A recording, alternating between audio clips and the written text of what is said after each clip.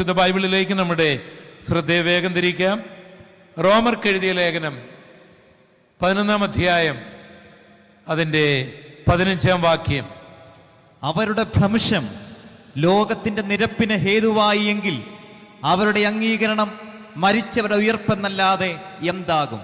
ഇവിടെ ധന്യനായ പൗലോസ്ലീഹ പറയുകയാണ്, അവരുടെ ഭ്രംശം ലോകത്തിന് നിരപ്പിന് ഹേതുവായെങ്കിൽ അവരുടെ അംഗീകരണം മരിച്ചവരുടെ ഉയർപ്പല്ലാതെ പിന്നെ എന്താകുന്നു?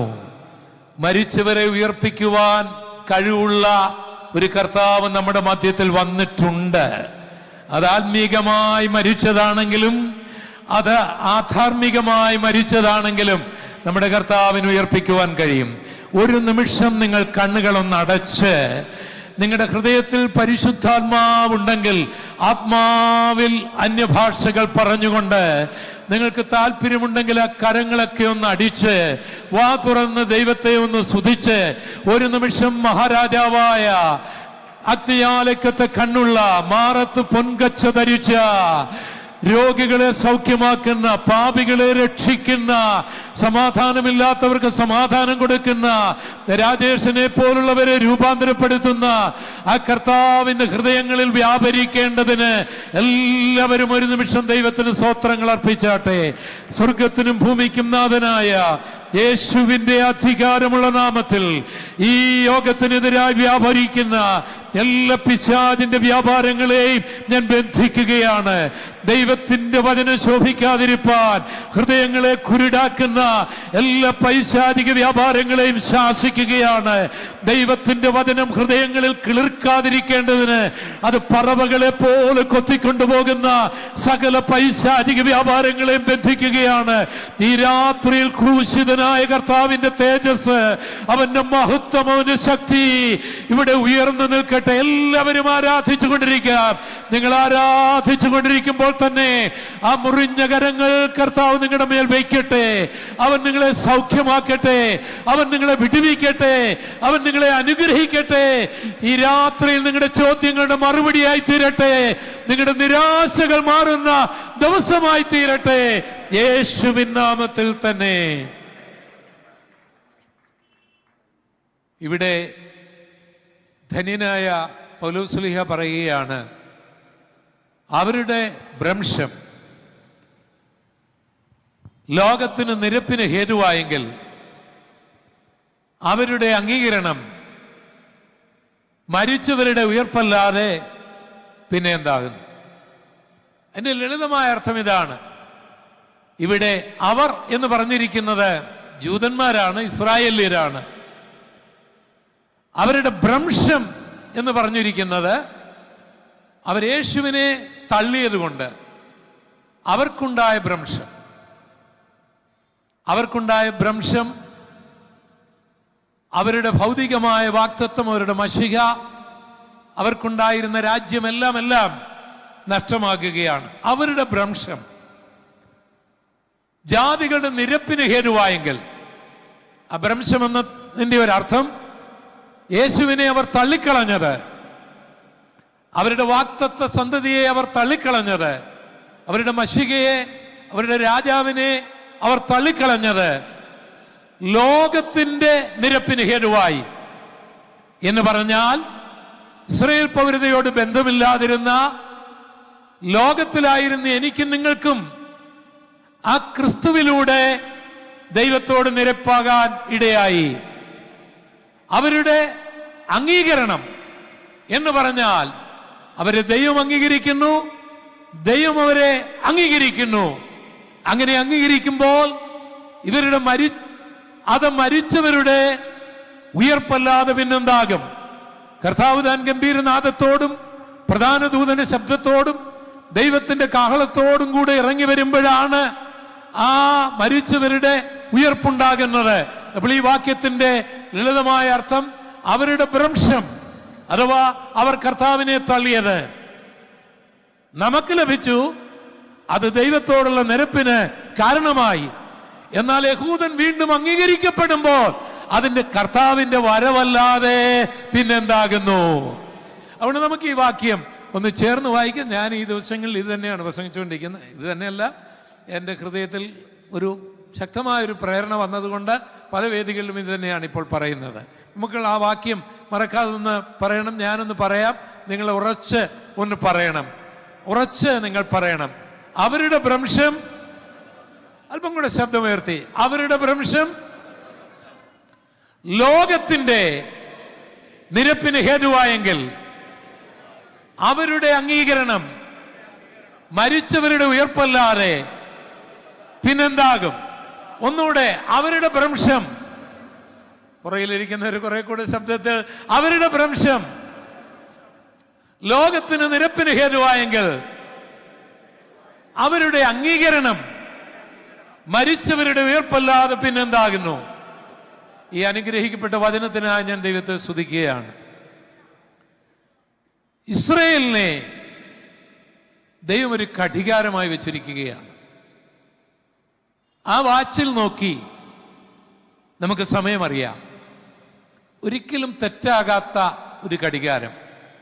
ഇന്ന് നിലവിലുള്ള ഒരു സമൂഹത്തെക്കുറിച്ചുള്ള ബൈബിൾ പ്രവചനങ്ങൾ, അവരെ നോക്കി യേശുവിൻ്റെ വരവിനെ പഠിക്കാൻ കഴിയുന്നൊരു ഭാഗ്യം, കർത്താവിൻ്റെ വരവ് എത്രമാത്രം അടുത്തിരിക്കുന്നുവെന്ന് ഗ്രഹിക്കുവാൻ കഴിയുന്ന ഒരു ക്ലോക്കാണ് യഹൂദൻ. അവരിന്നുമുണ്ട്, ഒരു രാജ്യമായിട്ടുണ്ട്. നമ്മുടെ കൊച്ചു കേരളത്തെ അവർ സഹായിച്ചിട്ടുണ്ട്. നമ്മുടെ കൊച്ചു കേരളത്തിൽ നിന്ന്, പ്രത്യേകിച്ച് നിങ്ങളുടെ കൊച്ചിയിൽ നിന്ന് ഈ കഴിഞ്ഞ ഇടയ്ക്കെല്ലാം ധാരാളം ആൾക്കാരുണ്ടായിരുന്നവരൊക്കെ ഇസ്രായേലിലേക്ക് മടങ്ങിപ്പോയിട്ടുണ്ട്. അവരുടെ പഴയ ഒരു സുനഗോഗൊക്കെ നിങ്ങളുടെ തൊട്ടടുത്തുണ്ട്. ഇന്നവർക്കൊരു രാജ്യമുണ്ട്. നമ്മുടെ ഇന്ത്യയെ സഹായിക്കുന്ന ഒരു രാജ്യമാണവർ. കാർഗിൽ യുദ്ധമൊക്കെ നമ്മൾ ജയിച്ചത് ഇസ്രായേലിന്റെ സഹായത്തോടു കൂടിയാണ്. പ്രത്യേകിച്ച് നമ്മുടെ ഇന്ത്യൻ പ്രധാനമന്ത്രിയുടെ വലിയ ഒരു ദോസ്താണ്, ഒരു സുഹൃത്താണ് ഇപ്പോഴത്തെ ഇസ്രായേലിന്റെ പ്രധാനമന്ത്രിയായിരിക്കുന്ന ബെഞ്ചമിൻ നെതന്യാഹു. ഇസ്രായേൽ എന്ന് പറയുന്ന ആ കൊച്ചു രാജ്യം ഇന്ന് ലോകത്തിൽ ഒരു അത്ഭുതകരമാണ്, ഒരു അതിശയകരമാണ്. റഷ്യ പോലും ഇപ്പോൾ യുക്രൈനിൽ അധികം പിടിച്ചു നിൽക്കുവാൻ കഴിയാതെ ബുദ്ധിമുട്ടുന്നതിൻ്റെ ഒക്കെ രംഗം. കാരണം യഹൂദന്റെ കരം ഇതിന്റെ പിന്നിലുണ്ട്. നമ്മളെ എല്ലാവരെയും അത്ഭുതപ്പെടുത്തുന്ന മറ്റൊരു ചരിത്രം, കേരളത്തിന്റെ അത്രയും പോലും വിസ്തൃതമില്ലാത്ത ഒരു കൊച്ചു രാജ്യം ലോകത്തിലെ വലിയ ശക്തി ദുർഗങ്ങളായിരിക്കുന്ന അമേരിക്കയെയും ചൈനയെ പോലും ആയുധം കൊടുത്ത് സഹായിക്കുന്നു എന്ന് കേട്ടാൽ, അറിഞ്ഞാൽ അതെത്ര അത്ഭുതകരമായ ഒരു കാര്യമാണ്. ആ ഒരു രാജ്യത്തെക്കുറിച്ചുള്ള ബൈബിൾ പ്രവചനങ്ങൾ. ബൈബിൾ തെറ്റാണെന്ന് സമർത്ഥിക്കാൻ പരിശ്രമിച്ച് പരാജയപ്പെട്ട ഒരു ഗോപാലകൃഷ്ണനാണ് ഞാൻ. എൻ്റെ പണികളും കളികളും ഒന്നും നടക്കാതിരുന്ന ഒരു പുസ്തകമുണ്ടെങ്കിൽ അത് ഈ ബൈബിളാണ്. ഒരുത്തന്നെയും കളി ഇതിന്റെ മുമ്പിൽ നടക്കുകയുമില്ല. കരമുയർത്തി ദൈവത്തെ സ്തുതിക്കാം. കാരണം ഇതിനകത്ത് സങ്കല്പങ്ങളൊന്നുമില്ല, സങ്കല്പ കഥാപാത്രങ്ങളില്ല. ഈ ബൈബിളിൽ ഒരു സിയോൻ മലയെക്കുറിച്ച് പറഞ്ഞിട്ടുണ്ട്, ആ മല ഇന്നുമുണ്ട്. ഈ ബൈബിളിൽ ഒരു ഗലീല കടലിനെ കുറിച്ച് പറഞ്ഞിട്ടുണ്ട്, ആ കടൽ ഇന്നുമുണ്ട്. ഈ ബൈബിളിൽ ഒരു ചെങ്കടലിനെ കുറിച്ച് പറഞ്ഞിട്ടുണ്ട്, അത് ഇന്നുമുണ്ട്. ഈ ബൈബിളിൽ ഒരു യോർദാൻ നദിയെ കുറിച്ച് പറഞ്ഞിട്ടുണ്ട്, അത് ഇന്നുമുണ്ട്. ബൈബിളിൽ ഇന്ത്യയെ കുറിച്ച് പറഞ്ഞിട്ടുണ്ട്, ഇന്ത്യ ഇന്നുമുണ്ട്. ബൈബിളിൽ ലെബനോനെ കുറിച്ച് പറഞ്ഞിട്ടുണ്ട്, ലെബനോൻ ഇന്നുമുണ്ട്. ബൈബിളിൽ സിറിയയെ കുറിച്ച് പറഞ്ഞിട്ടുണ്ട്, സിറിയ ഇന്നുമുണ്ട്. ബൈബിളിൽ ഇറാഖിനെ കുറിച്ച് പറഞ്ഞിട്ടുണ്ട്, ഇറാഖ് ഇന്നുമുണ്ട്. ബൈബിളിൽ പേർഷ്യയെ കുറിച്ച് പറഞ്ഞിട്ടുണ്ട്, പേർഷ്യ ഇന്നുമുണ്ട്. ബൈബിളിൽ ഗ്രീസിനെ കുറിച്ച് പറഞ്ഞിട്ടുണ്ട്, ഗ്രീസ് രാജ്യം ഇന്നുമുണ്ട്. ബൈബിളിൽ എന്തെല്ലാം എഴുതിയിട്ടുണ്ടോ അതെല്ലാം ഇന്ന് നമുക്ക് കാണുവാനായിട്ട് കഴിയും. അതിൽ ആർക്കും നിഷേധിക്കുവാൻ കഴിയാത്ത ഒരു ജനപദം, ഒരു രാജ്യമായിട്ട്, പ്രത്യേകിച്ച് കൊച്ചിക്കാർക്ക് മറക്കുവാൻ കഴിയാത്ത ഒരു ജനസമൂഹം, മലയാളം സംസാരിക്കുന്ന ജൂതന്മാർ, മലയാളക്കരയിൽ ജനിച്ച ജൂതന്മാർ, കൊച്ചിയിൽ ജനിച്ച ജൂതന്മാർ ഒക്കെയുള്ള കഥകൾ, ചരിത്രങ്ങൾ, അതിനെക്കുറിച്ചുള്ള വാർത്തകൾ ഒന്നും നിങ്ങളോട് വിശദീകരിക്കേണ്ടതില്ല. എങ്കിൽ പോലും എന്നെ അകലെയൊക്കെ ശ്രദ്ധിക്കുന്ന പ്രിയപ്പെട്ടവരുടെ അറിവിനായിട്ട് അവരുടെ ആ ചരിത്രം ഞാൻ ഒരു ചുരുക്കമായിട്ട് ഒന്ന് പറയാം. ഇന്നേക്ക് 4000 വർഷങ്ങൾക്ക് മുൻപ് ടൈഗ്രീസ്, യൂഫ്രട്ടീസ് മഹാനദികളുടെ ഇടയിൽ ഒരു ഫെർട്ടൈൽ ലാൻഡ്, മെസൊപ്പൊട്ടോമിയ.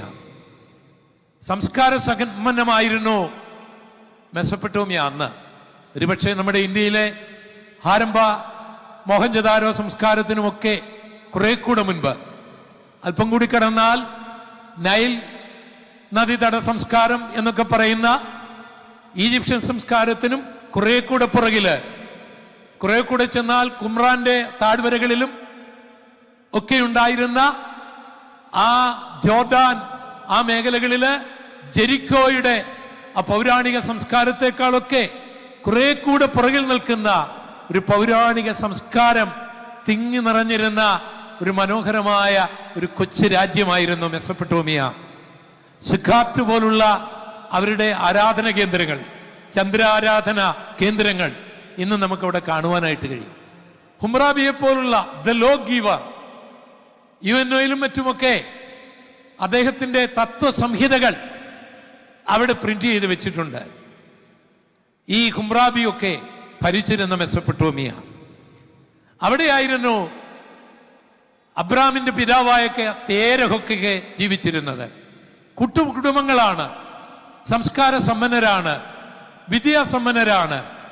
കളിമണ്ണുകളിലുമൊക്കെ ചിത്രലിപികൾ എഴുതുവാൻ പഠിച്ച് കളിമൺ കൊണ്ടുള്ള ലൈബ്രറികളിൽ ഉണ്ടായിരുന്ന പൗരാണിക ലോകത്തിലെ ഒരു സംസ്കാര സമ്പന്നമായ ധനികരെ കൊണ്ട് നിറഞ്ഞിരുന്ന ഒരു കൊച്ചു രാജ്യം. ആ രാജ്യത്തിൽ തേരഹിന്റെ മകനായ അബ്രാമിന് ഒരു സുപ്രഭാതത്തിൽ തേജോമയനായ ദൈവം വെളിപ്പെട്ടു. അതുവരെ താനും മതവിശ്വാസിയാണെങ്കിലും തന്റെ ആരാധനയിൽ തേജസ് ഉണ്ടാകാൻ വിളക്കുകൾ കത്തിക്കണമായിരുന്നു, ലൈറ്റുകൾ തെളിയിക്കണമായിരുന്നു. പക്ഷേ സ്വയം പ്രകാശിക്കുന്ന ഒരു ദൈവത്തെ താൻ കണ്ടിട്ടില്ല. ഇപ്പോൾ താൻ കാണുകയാണ്. അതുവരെയും താൻ സംസാരിക്കുകയല്ലാതെ തന്നോട് സംസാരിക്കുന്ന ഒരാളെ തനിക്ക് ആരാധിക്കാൻ കഴിഞ്ഞിട്ടില്ല. ഇപ്പോൾ സംസാരിക്കുന്ന ഒരു ദൈവത്തെ താൻ കാണുകയാണ്. സ്വയം തേജസ്സുള്ള ഒരു ദൈവം, സംസാരിക്കുന്ന ദൈവം, സർവശക്തനായ ദൈവം, സർവജ്ഞാനിയായ ദൈവം, സർവവ്യാപിയായ ദൈവം, താരാപഥങ്ങളെ സൃഷ്ടിച്ച ദൈവം, മനുഷ്യനെ സൃഷ്ടിച്ച ദൈവം, ജീവജാലങ്ങളെ സൃഷ്ടിച്ച ദൈവം, പ്രപഞ്ചത്തെ സൃഷ്ടിച്ച ദൈവം ഈ കൊച്ചു മനുഷ്യന്റെ അടുക്കിലേക്ക് വന്ന് തന്നെ വിളിക്കുകയാണ്. അബ്രഹാമിന് അത്ഭുതം തോന്നി. അതുവരെ തന്റെ ഉള്ളിലുണ്ടായിരുന്ന തിയോളജിക്കൽ ചിന്തകൾക്കെല്ലാം മാറ്റം വന്നിട്ട് തനിക്കൊരു പുത്തൻ പാഠം ലഭിച്ചു. സംസാരിക്കുന്ന ഒരു ദൈവമുണ്ട്, കരമടിച്ച് ദൈവത്തെ സ്തുതിക്കാം. തേജസ്സുള്ള ഒരു ദൈവമുണ്ട്, കരമടിച്ച് ദൈവത്തെ സ്തുതിക്കാം.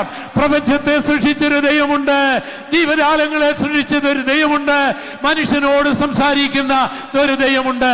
ആ ദൈവം തന്നോട് സംസാരിക്കുകയാണ്. എന്താണ് സംസാരിച്ചതെന്നറിയാമോ? സർവജ്ഞാനിയായ ദൈവത്തിനറിയാം മതം ഒരു ഭയങ്കര സംഭവമാണ്. അതിൻ്റെ ഉള്ളിൽ നിന്ന് പുറത്തു വരിക ചെറിയ കാര്യമല്ല. എൻ്റെ ചിന്തയിൽ അത് ഒരു ഒരു ഒരു ഒരു ജനറ്റിക് കണക്റ്റഡ് ആണ് എന്ന് പോലും തോന്നിയിട്ടുണ്ട്. എത്ര വിദ്യാസമ്പന്നരാണെങ്കിലും ശൈശവ പ്രായത്തിൽ പഠിച്ചിട്ടുള്ള ആ കാര്യങ്ങൾ ഒരു ജനറ്റിക് കണക്റ്റഡ് ആയിട്ട് എനിക്ക് തോന്നിയിട്ടുണ്ട്. അപ്പോൾ ദൈവത്തിനും അറിയാമായിരുന്നു. എൻ്റെ ചിന്തയിൽ അബ്രഹാമിനോട് ദൈവം ഈ റീഡിങ് ബിറ്റ്വീൻ ദ ലൈൻ എന്ന് പറഞ്ഞ പോലെ ഞാനങ്ങ് പറയുകയാണ്, മോനെ നീ ഈ ജീവനുള്ള ദൈവത്തെക്കുറിച്ചും സത്യദൈവത്തെക്കുറിച്ചും ഒക്കെ പറഞ്ഞാൽ ഈ ജനങ്ങൾക്കൊന്നും മനസ്സിലാകില്ല, നിന്നെ എല്ലാവരും തല്ലിക്കൊല്ലും. അതുകൊണ്ട് നീ ഇവിടെ ഒന്ന് വിട്ടേരെ. നീ വിട്ടിട്ട് ഞാൻ കാണിക്കാനിരിക്കുന്ന ദേശത്തേക്ക് നീ പോകുക എന്നിത് പറയുമ്പോൾ ഓർക്കണം, കുടുംബങ്ങൾ, നല്ല വീടുകൾ, ആരാധനകൾ എല്ലാമുള്ള ഒരു രാജ്യം, ഭരണകർത്താവുള്ള ഒരു രാജ്യം, കോട്ടമതിലുകളുള്ള ഒരു രാജ്യം, അതെല്ലാം വിട്ട് ഇറങ്ങുക എന്ന് പറഞ്ഞാൽ പിന്നെ മരുഭൂമിയായിരിക്കും, കടലായിരിക്കും, നദികളായിരിക്കും, കള്ളന്മാരായിരിക്കും. ഇറങ്ങുക എന്ന് പറഞ്ഞാൽ പിന്നെ ജീവിക്കുമോ എന്ന് അറിഞ്ഞുകൂടാ. എന്നാൽ ആ മനുഷ്യൻ ഇറങ്ങി, ഇടംവലം നോക്കാതെ ഇറങ്ങി, തൻ്റെ ഭാര്യയും വിളിച്ചിറങ്ങി. ജീവനുള്ള സത്യദൈവത്തെ അറിഞ്ഞു കഴിഞ്ഞപ്പോൾ ഒരു നിമിഷം പോലും താൻ നിന്നില്ല, ആരോടും ചോദിച്ചില്ല. ആ ശബ്ദം കേട്ട ഉടനെ ആ ഭക്തൻ ഇറങ്ങുകയാണ്. അങ്ങനെ ഇറങ്ങിയ ആ മനുഷ്യൻ ചരിത്രം അസ്തമിച്ചു പോയില്ല. ലോക ചരിത്രത്തിൽ ഇന്നും വിസ്മയപ്പെടുത്തുന്ന ഒരു ചരിത്രമുണ്ട്. ആ ചരിത്രം ഈ മതപരമായി ചിന്തിച്ചാൽ ജൂതന് മുസ്ലിമിനെ കണ്ടുകൂടാ, ക്രിസ്ത്യാനിക്ക് ചിലപ്പോൾ മുസ്ലിമുകളെ ഇഷ്ടങ്ങളായിരിക്കുകയില്ല. മതപരമായി നോക്കിയാൽ ഇവരെപ്പോഴും പ്രശ്നങ്ങളാണ്. ചിലയിടത്തൊക്കെ സൗഹൃദമുണ്ടെങ്കിലും ചിലയിടത്തെല്ലാം പ്രശ്നങ്ങളാണ്. ഒരിക്കലും ഒരു ജൂതൻ ഒരു മുസ്ലിം പേരവരുടെ മക്കൾക്കിടുകയില്ല, ഒരു ക്രിസ്ത്യാനി ഒരു മുസ്ലിമിൻ്റെ പേരിടുകയില്ല. അതുപോലെ തന്നെ ഒരു മുസ്ലിം ഒരു പക്ഷേ ചിലപ്പോൾ ഇടുമായിരിക്കും, എങ്കിലും ഇടുകയില്ല. ഇങ്ങനെ അത്രമാത്രം ഒരു വൈരാഗ്യം 20-ാം നൂറ്റാണ്ടിൽ ഉണ്ടായിട്ടും ഈ 3 മതങ്ങളും ഒരുപോലെ ആദരിക്കുകയും മാറി മാറി പേരിടുകയും ചെയ്യുന്ന ഒരാളുണ്ടെങ്കിൽ അത് അബ്രഹാം മാത്രമാണ്. സ്തോത്രം. മുസ്ലിങ്ങൾക്ക് അബ്രഹാം പിതാവാണ്, ജൂതന്മാർക്ക് അബ്രഹാം പിതാവാണ്, ജൂതന്മാർക്ക് അബ്രഹാം പിതാവാണ്, ക്രിസ്ത്യാനികൾക്ക് അബ്രഹാം അവർ അച്ഛനാണെങ്കിൽ മുസ്ലിങ്ങൾക്ക് ഇബ്രഹാം സുലൈമാൻ ചേട്ടാണ്. എല്ലാ മതങ്ങളും മാറി മാറി ബഹുമാനിക്കുന്ന ഒരു മനുഷ്യൻ. അപ്പോൾ ലോകമെമ്പാടുമുള്ള മുസ്ലിങ്ങളെയും ലോകമെമ്പാടുമുള്ള ക്രിസ്ത്യാനികളെയും ലോകമെമ്പാടുമുള്ള ജൂതന്മാരെയും കൂടെ കൂട്ടിയാൽ ലോക ജനസംഖ്യയിലെ 70% ആൾക്കാരുമെന്നും ഇന്ന് ലോകത്തിലെ 70% ആൾക്കാർ 4000 വർഷം മുൻപ് മരിച്ചുപോയ ഒരാളെ ആദരിക്കുന്നു. അതിന്റെ കാരണം എന്ത്? അദ്ദേഹം ഒരു വലിയ പ്രാസംഗികനായിരുന്നില്ല, അദ്ദേഹം വലിയൊരു എഴുത്തുകാരനായിരുന്നില്ല, അദ്ദേഹം വലിയൊരു ആയിരുന്നില്ല, അദ്ദേഹം ഒരു ഭരണകർത്താവായിരുന്നില്ല, അദ്ദേഹം ഒരു സ്പോർട്സ് താരമായിരുന്നില്ല, അദ്ദേഹം ഹോളിവുഡിലെയും ബോളിവുഡിലെയും ഒന്നും സിനിമാ സ്റ്റാർ ആയിരുന്നില്ല. അദ്ദേഹം ആരായിരുന്നു? ജീവനുള്ള ദൈവത്തെ അറിഞ്ഞവൻ, ജീവനുള്ള ദൈവത്തെ ആരാധിച്ചവൻ, ജീവനുള്ള ദൈവത്തെ അനുഗമിച്ചവൻ. അവന്റെ ചരിത്രം ആർക്കും വായിക്കുവാൻ കഴിയില്ല. കരമടിച്ച് ദൈവത്തെ ആരാധിച്ചാട്ടെ. നിനക്കൊന്നുമില്ലെങ്കിലും, വിദ്യാഭ്യാസമില്ലെങ്കിലും, സൗന്ദര്യമില്ലെങ്കിലും, കഴിവില്ലെങ്കിലും, പണമില്ലെങ്കിലും, അംഗീകാരമില്ലെങ്കിലും, പ്രപഞ്ചത്തിന്റെ നാഥൻ നിന്റെ ദൈവമാണെങ്കിൽ ആ പ്രപഞ്ചത്തിന്റെ നാഥനെ നീ അനുസരിക്കാൻ തയ്യാറായാൽ ലോകത്തിലെ ഒരു ശക്തിക്കും മായ്ച്ചു കളയാൻ കഴിയാത്ത, മറക്കുവാൻ കഴിയാത്ത ഒരു ചരിത്രമായി തീരുമെന്നുള്ളത് ഈ അബ്രഹാമിന്റെ ചരിത്രത്തിലൂടെ നമുക്ക് മനസ്സിലാക്കാനായിട്ട് കഴിയും. ഈ അബ്രഹാമിന് പല മക്കൾ ജനിച്ചു, അതിലൊരു മകൻ ഇസ്ഹാക്ക്. ഇസ്ഹാക്കിന് പല മക്കൾ ജനിച്ചു, അതിലൊരു മകൻ യാക്കോബ്. ആ യാക്കോബിന് 13 മക്കൾ ജനിച്ചു, ഒരു മകൾ ഉൾപ്പെടെ 12 ആൺമക്കൾ. ആ 12 ആൺമക്കൾ വിവാഹം ചെയ്ത് 12 കുടുംബങ്ങൾ. ആ 12 കുടുംബങ്ങൾ പെറ്റുപെരുകി 12 ഗോത്രങ്ങൾ. ആ 12 ഗോത്രങ്ങളെല്ലാം കൂടെ ചേർന്ന് ഇന്നേക്ക് 3000 വർഷങ്ങൾക്ക് മുൻപ് ശൗലിന്റെ കാലത്ത് രാജാവുള്ള ഒരു രാജ്യമായി മാറി. 1948 മെയ് മാസം 14-ാം തീയതി അവർ വീണ്ടും അവരുടെ രാജ്യത്തെ പുതുക്കി നമ്മുടെ കണ്ണിന്റെ മുൻപിൽ ഒരു രാജ്യമായിട്ടുണ്ട്. ഇത് ഇസ്രായേലിലെ ഒരു സമ്മിശ്ര ചരിത്രം, സംക്ഷിപ്തമായൊരു ചരിത്രം. ആ ഇസ്രായേലിനെ കുറിച്ച് നമ്മുടെ കർത്താവിൻ്റെ വരവിനെ പഠിക്കാനായിട്ട് ധന്യനായ പൗലോസ്ലീഹ പറയുകയാണ്.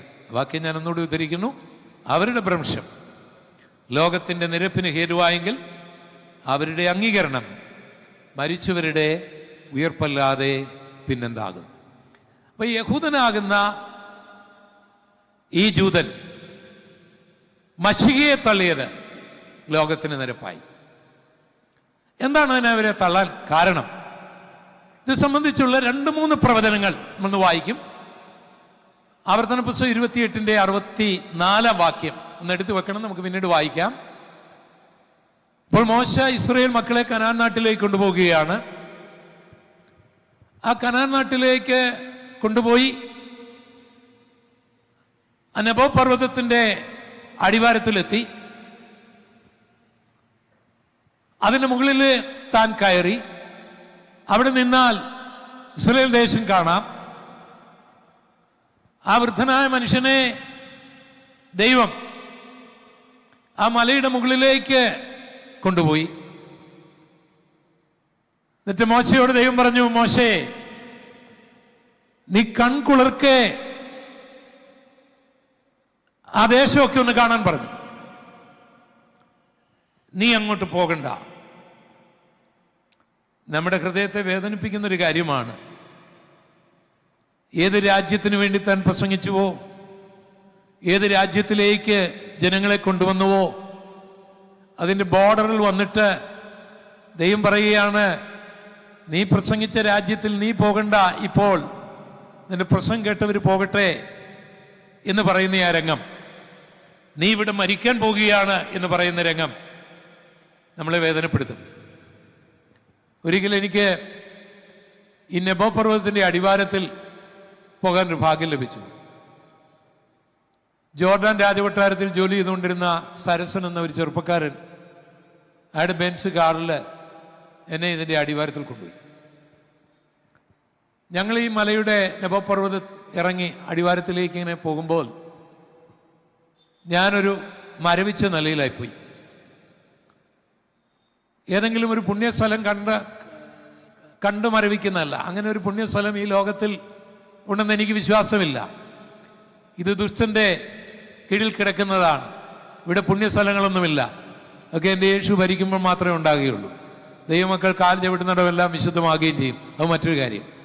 അല്ലാതെ ഒരു വിശുദ്ധൻ മരിച്ചത് കൊണ്ടോ അല്ലെങ്കിൽ ഒരു വിശുദ്ധൻ ഒരു ജീവിച്ച സ്ഥലം ജീവിച്ചത് കൊണ്ടോ അവിടെ പ്രത്യേകതയൊന്നും ഉണ്ടെന്ന് ഞാൻ വിശ്വസിക്കാൻ തക്കവണ്ണം അത്ര മടയനല്ല. അതുകൊണ്ട് ആ നിലയിലല്ല. മോശയെക്കുറിച്ചുള്ള ചിന്തകൾ എൻ്റെ മനസ്സിലൂടെ ഇങ്ങനെ കടന്നു പോവുകയാണ്. മോശയും ഞാനുമായിട്ടൊന്ന് താരതമ്യപ്പെടുത്തി. മോശയും ഞാനുമായി താരതമ്യപ്പെടുത്തിയാൽ 1000 മൈൽ അകലെ എങ്കിലും എനിക്ക് നിൽക്കാൻ യോഗ്യതയുണ്ടോ എന്ന് ഞാൻ സ്വയം ചോദിച്ചു. അദ്ദേഹത്തിൻ്റെ താഴ്മ, അദ്ദേഹത്തിൻ്റെ വിശ്വാസം, അദ്ദേഹത്തിൻ്റെ വിശുദ്ധി, അദ്ദേഹത്തിൻ്റെ മനസ്സ്, അദ്ദേഹത്തിൻ്റെ സ്വഭാവം, അദ്ദേഹം ദൈവത്തെ മുഖാമുഖമായി കണ്ടത്, ദൈവം എഴുതി കൊടുത്ത ആ കൽപ്പനകൾ കയ്യിൽ പിടിച്ചത്, ആ ചെങ്കടൽ പിളരുന്നത് കണ്ടത്, അഗ്നിസ്തംഭവും മേഘസ്തംഭവും എല്ലാം കണ്ണുകൊണ്ട് കണ്ടത്, മന്നയൊക്കെ സ്വന്തം കൈകൊണ്ടെടുക്കാൻ കഴിഞ്ഞത്, ഈ ജനത്തെ നശിപ്പിക്കുകയാണെങ്കിൽ എൻ്റെ പേര് ജീവപുസ്തകത്തിൽ മായ്ച്ചു കളയുക എന്നൊക്കെ പറയുക. എനിക്ക് മനസ്സിലായി മോശയുടെ അടുത്ത് ചെല്ലാൻ എനിക്ക് യോഗ്യതയില്ല. എനിക്ക് യോഗ്യതയുണ്ട്, അത് യേശുവിൻ്റെ രക്തത്തിലൂടെയാണ്. മറ്റൊരു കാര്യം, കരമുയർത്തി ദൈവത്തെ സ്തുതിക്കാം. അപ്പോൾ അങ്ങനെ എനിക്ക് യേശുവിൻ്റെ അടുക്കലേക്ക് പോകാൻ യോഗ്യത, ഈ മോശയുടെ അടുക്കലേക്ക് പോകാൻ യോഗ്യതയൊന്നുമില്ല. ആ മോശയോടാണ് ദൈവം പറയുന്നത് നീ പോകണ്ട. അപ്പോൾ ഒരു വാക്കും കൂടെ എൻ്റെ മനസ്സിലേക്ക് ഓടി വന്നു. അത് മത്തായിയുടെ സുവിശേഷം 7-ാം അധ്യായത്തിൻ്റെ 22-23 വാക്യങ്ങളാണ്.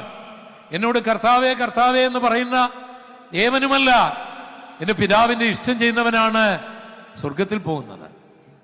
അന്നാളിൽ പലരും വന്ന് പറയും, പ്രവചിച്ചു, ഭൂതങ്ങളെ പുറത്താക്കി, അത്ഭുതങ്ങൾ ചെയ്തു, അതൊന്നും ദൈവം നിഷേധിക്കുന്നില്ല.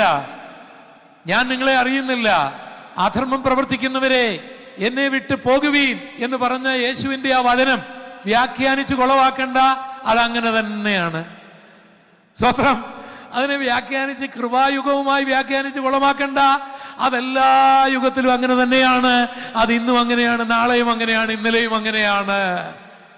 അത്ഭുതങ്ങളും അടയാളങ്ങളും നടത്താൻ കൃപയുണ്ടെങ്കിൽ അത് നല്ലത്, പ്രസംഗിക്കാൻ കൃപയുണ്ടെങ്കിൽ അത് നല്ലത്. ഇതൊന്നും സ്വർഗത്തിൽ പോകാനുള്ള പരിപാടിയല്ല. സ്വർഗത്തിൽ പോകാനുള്ള പരിപാടി വേറെയാണ്. സ്വത്രം. അപ്പൊ ഈ വചനം കൂടെ വന്നപ്പോൾ ഞാനൊരു പരുവത്തിലായി. ഈ സമയത്തിൽ AK-47 തോക്കുമായിട്ട് ഒരു അറബി ആകാശത്തിലേക്ക് വെടിവെച്ചിട്ട് ഞങ്ങളുടെ ചങ്ങിന് നേരെ ചൂണ്ടിക്കൊണ്ട് എൻ്റെയും സരസൻ്റെയും അടുത്തേക്ക് വരികയാണ്. വഴി പട്ടി കുരച്ചാൽ വണ്ടിയിലിരുന്ന് ചാടുന്ന ഞാൻ, അത്ര ധൈര്യം എനിക്ക്. പട്ടി വഴി നിന്നാ കുരയ്ക്കും, നമ്മൾ വണ്ടിയിലാണ് ഇരിക്കുന്നത്, നമ്മൾ ചാടിപ്പോവും.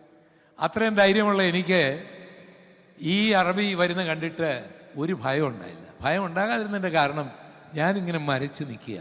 ഞാൻ എന്നെക്കുറിച്ചും മോശയെക്കുറിച്ചും പിന്നെ യേശു പറഞ്ഞ ഈ വചനവും ഇങ്ങനെ ആവർത്തിച്ച് എൻ്റെ കാതുകളിൽ മുഴങ്ങുകയാണ്. എനിക്ക് മറ്റാരെയും പഠിക്കാൻ ഇപ്പോൾ സമയമില്ല. എനിക്ക് അറബി അറിഞ്ഞുകൂടാ. സരസന് അദ്ദേഹത്തോട് എന്തോ സംസാരിച്ചു. എനിക്ക് തോന്നുന്നത് ഞങ്ങൾ അവിടെ പോകരുതായിരിക്കാം, ഏതോ നിയമം ഞങ്ങൾ ലംഘിച്ചിട്ടുണ്ടെന്നാണ് എൻ്റെ ചിന്ത. ഞാൻ പിന്നെ സരസനോട് ആ കാര്യം ചോദിച്ചിട്ടേ ഇല്ല. അത് ഇമ്പോർട്ടൻ്റ് ആയിട്ട് എനിക്ക് തോന്നിയില്ല. അയാൾ ഞങ്ങളോട് പോകാൻ അനുവദിച്ചു. ഞങ്ങൾ അവിടെ നിന്ന് പോരുകയും ചെയ്തു.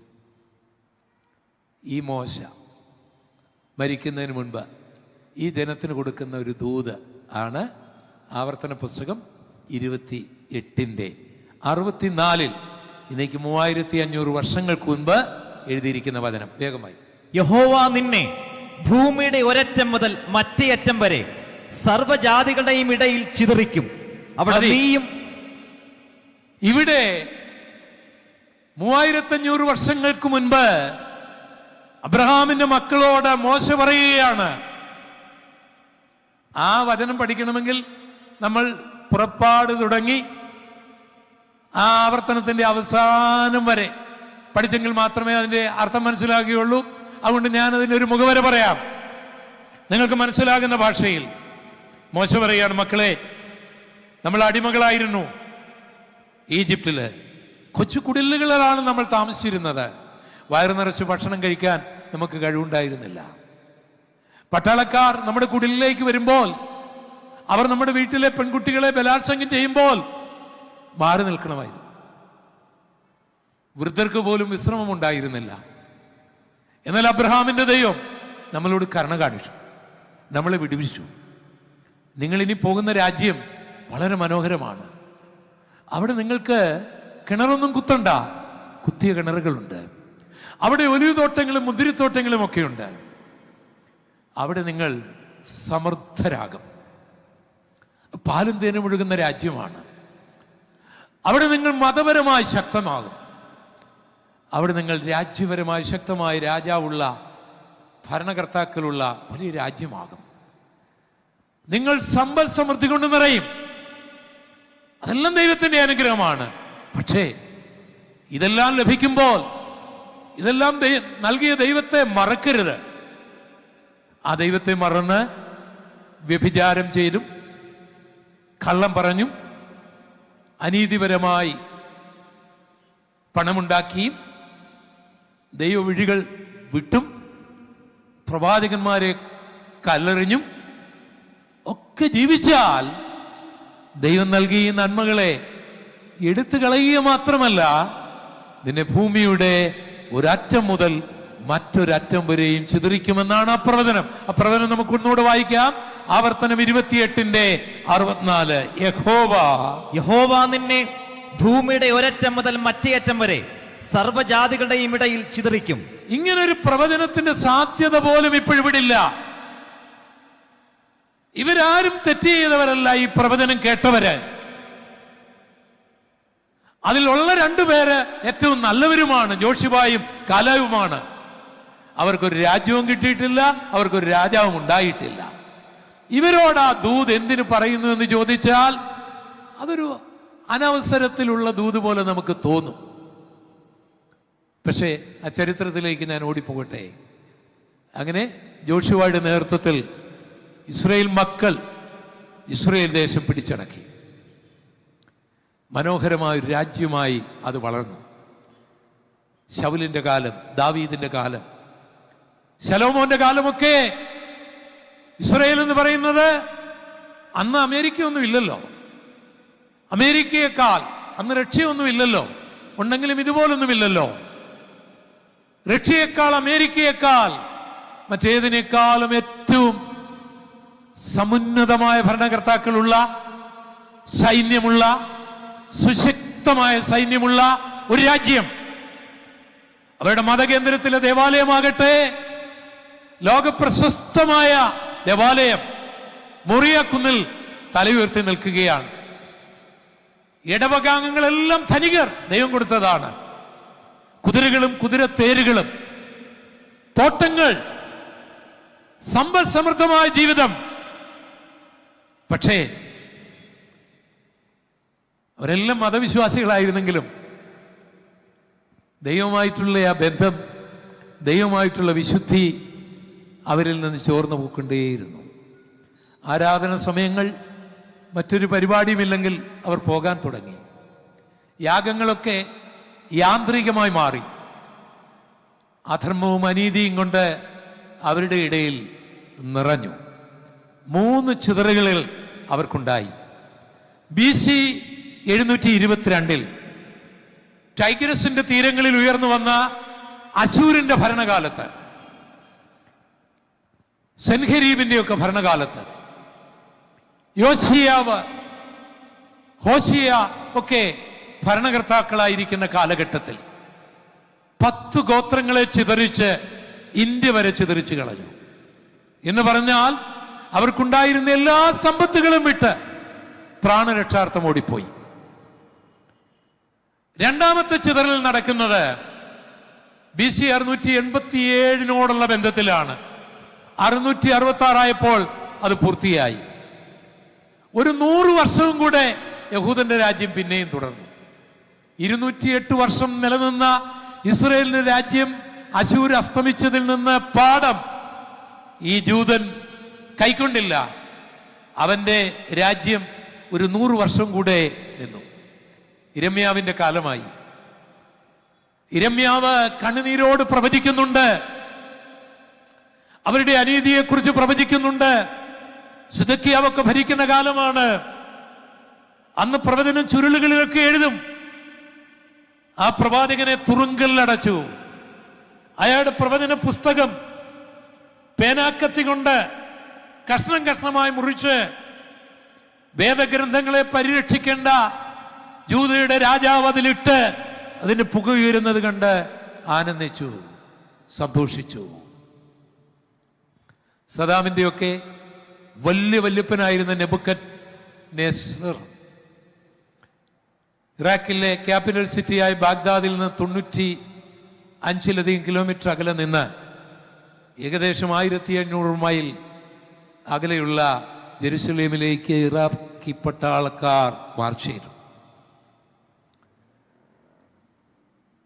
സിദെക്കീയാവ് തന്റെ ഭാര്യയെയും മക്കളെയും ഒക്കെ വിളിച്ച് തന്റെ കൊട്ടാരത്തിന്റെ പുറകിലുള്ള മതിൽ കടന്ന് ജുഡിയൻ മരുഭൂമിയിലൂടെ അങ്ങ് ചാവുകടലിന്റെ തീരത്ത് ജെരിക്കോയുടെ മേഖലയിലെത്തിയപ്പോൾ അയാൾ ദീർഘശ്വാസം ഒന്ന് വിട്ടു, താൻ രക്ഷപ്പെട്ടു എന്ന്. ഇപ്പോഴേക്കും ഇവിടെ ഇറാഖി പട്ടാളക്കാർ ജെറുസലേം മതിൽ പൊളിച്ചു കഴിഞ്ഞു. അവരുടെ ദേവാലയം കത്തിച്ചു കളഞ്ഞു. അതിൽ 4000 ഉപകരണങ്ങൾ ഉണ്ടായിരുന്നു. ആ ഉപകരണങ്ങളെല്ലാം അവരെണ്ണി ഇറാഖിലേക്ക്, ബാബിലോണിലേക്ക് മർദൂക്ക് ദേവന് സമർപ്പിക്കുവാനായി ജാഥയായി കൊണ്ടുപോകാൻ തുടങ്ങി. ഇറാഖി പട്ടാളം ഈ സിദെക്കീയാവിനെ ജെരിക്കോയിൽ വെച്ച് അറസ്റ്റ് ചെയ്തു. കൊണ്ടുവരുന്ന രംഗം വിശദീകരിക്കുവാൻ എനിക്ക് ബലം പോരാ, എന്റെ മനസ്സിന് ബലം പോരാ. അയാളെ നെബൂഖദ്നേസറിന്റെ മുൻപിൽ കൊണ്ടുവന്നിട്ട് ജൂദയുടെ രാജാവാകേണ്ട രാജകുമാരന്മാരെ പിതാവിന്റെ മുൻപിൽ വെട്ടിക്കൊന്നു. എന്നിട്ട് രാജാവിന്റെ കണ്ണ് കുത്തിപ്പൊട്ടിച്ചു. അങ്ങനെ ഇറാഖിനോട് പലസ്തീൻ, ഇസ്രായേൽ ദേശം അനക്സ് ചെയ്യപ്പെടുക മാത്രമല്ല, അവർ ചിതറപ്പെട്ടു. ആ കൂട്ടത്തിൽ യിരെമ്യാവിന് സ്വാതന്ത്ര്യം കിട്ടിയിലും അദ്ദേഹം ഈജിപ്തിലേക്ക് പോയി, എസെക്കിയേൽ ഇറാഖിലേക്ക് പോയി, ദാനിയേലും ഒക്കെ ആ കൂട്ടത്തിൽ പോയി. അവരുടെ രാജ്യം നഷ്ടപ്പെടുകയാണ്. മൂന്നാമത് ഉണ്ടായ ചിതറലുകൾ AD 70 സംഭവിച്ചത്.